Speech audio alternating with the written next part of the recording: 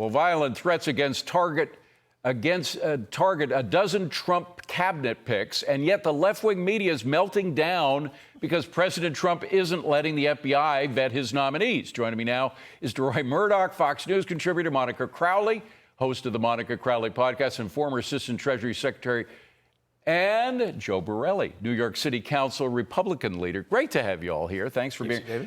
So, Deroy, here are real threats to about a dozen Trump picks from God knows whom. I mean, it could be Iranian operatives here in the U.S. It could be a madman. But the point is, we've had 2 assassination attempts on Donald Trump. Absolutely. One of them was deadly. But all that the media cares about are that he's not letting his picks go through the FBI clearance. What do you make of it? Yeah, well, you know, I don't blame the president for being concerned about having the FBI go through and vet people. I'm concerned about people who might be at the National Security Council and want to make sure people are kosher there. Right. But look, there's the same FBI that spied on his campaign. They ran the Russia hoax for 3 solid years. These are the folks who lied to the FISA court in order to get a search warrant for Carter Page. These are the people who said that Latin Mass Catholics need to be watched because they're domestic terrorists. Right. If you're a parent who shows up at a school board and complains about things going on at school, you're a domestic terrorist. So I'm not at all surprised. I don't blame the president for thinking. And by the way, the FBI is the one that started with the Mar-a-Lago raid. Remember that? Exactly the unprecedented Mar-a-Lago raid. So these, you know, they may vet candidates and they say, oh, gee, this is interesting. Let's leak this story out and let's embarrass that person, or maybe even scuttle that person's nomination. I don't blame him for being very, very chary of the FBI. Monica, whoever it is, somebody's trying to intimidate the cabinet. And I just don't know if I trust the DOJ to go thoroughly investigate this thing when you look at the past that Deroy laid out for us. No, exactly right. And whoever is issuing these threats to these cabinet nominees have not met these cabinet nominees. They are tough as nails. They are as strong as President Trump. They cannot be intimidated. They cannot be silenced or censored or forced to back down in any way. This is an extraordinary cabinet of a dream team of Avengers. But to your point, David, about the DOJ, there is no way that President Trump should be playing the game according to the rules that the deep state has written. And this is the permanent administrative state, which includes the FBI and the DOJ and the security state. Until President Trump gets into office on January 20th and can rewrite the rules of the game, put in his own people to reform these institutions, there is no reason whatsoever that he should subject himself, his nominees, and his staff to this kind of exposure to these kinds of corrupt elements. And it's unfortunate because it's the DOJ and the FBI. The American people should have faith in these institutions, but that faith has been absolutely shattered. And these organizations need total reform. Well, I want to switch gears a little bit, but it's also dealing with trust, the idea of trust, and who Americans trust now, what they've seen over the past 4 years that make them less trustful of institutions that we used to trust in. And one is the media. Sure. And the media has filled them with so many lies that they're just not going to take it anymore. They've had it up to here with the lies. I think that's one reason why Donald Trump won. And I just want to bring one example. It's kind of a minor example, but it's important. We just had this stuff from NBC and Newsweek about how much it costs to feed 10 people at a Thanksgiving dinner. They claim that you can now, that the prices have gone down, which they haven't. We know that from inflation stats. The rate of inflation has come down, but not the prices. They say $58 for 10 people to eat a turkey dinner. They claim that a 16-pound turkey you can get for $25. At Zabar's here in our New York City, you know how much a 16-pounder costs? Oh, I could just imagine. It's about $200.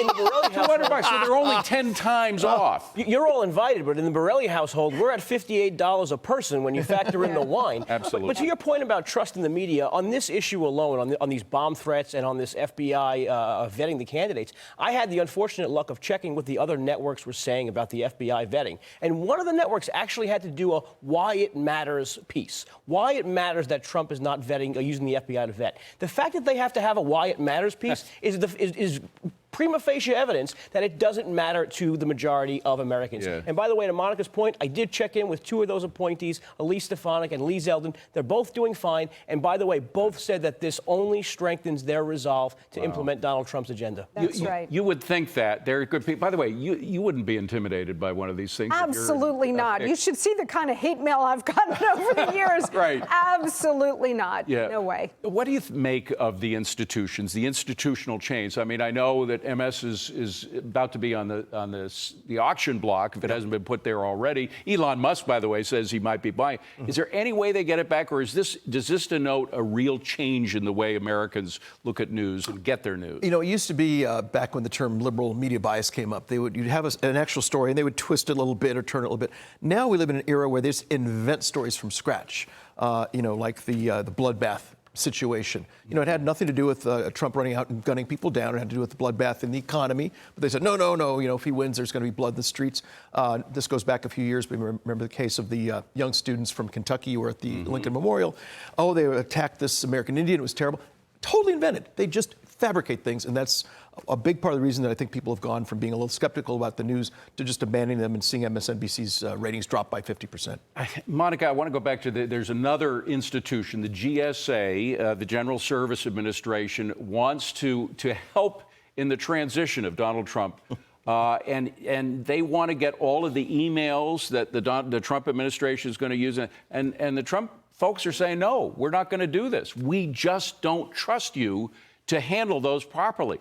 I don't blame the Trump administration or the incoming Trump administration. They want to have a smooth, peaceful transition of power, but they want all this really personal information, and God knows what's going to happen to it. Fool me once, shame on you. Fool me twice, shame on me.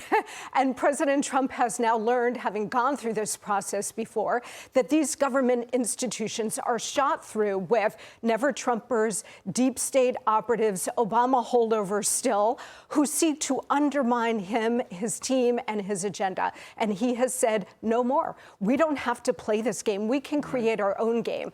So he has had 4 years to prepare for a very strong, sophisticated transition system that can vet these people and get them matriculated into the federal government without going through these traditional institutions. Joe, I want to go back to food with you. There's a theme here.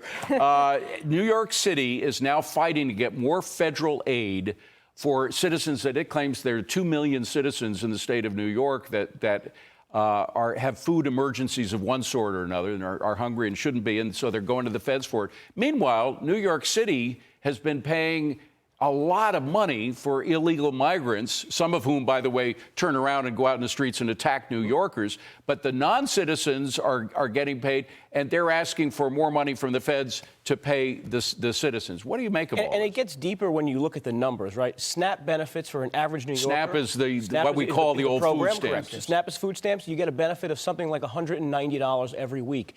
That's nothing compared to the $350+ each migrant gets to stay in a shelter, get their food, get their clothing, get health insurance, etc. These are genuinely needy Americans who are getting a simple benefit, food, actual food, access to food, and yet we are unable to pay for that because of these costs that are continuing to rise. We're starting to wind down the migrant shelter system here in New York, and I'm glad that's happening, but it is not soon enough, and it is costing way too much. You know what's interesting is all these issues come together. Immigration, insecurity on the streets, insecurity by our public officials. I mean, all these issues come together with the Trump administration.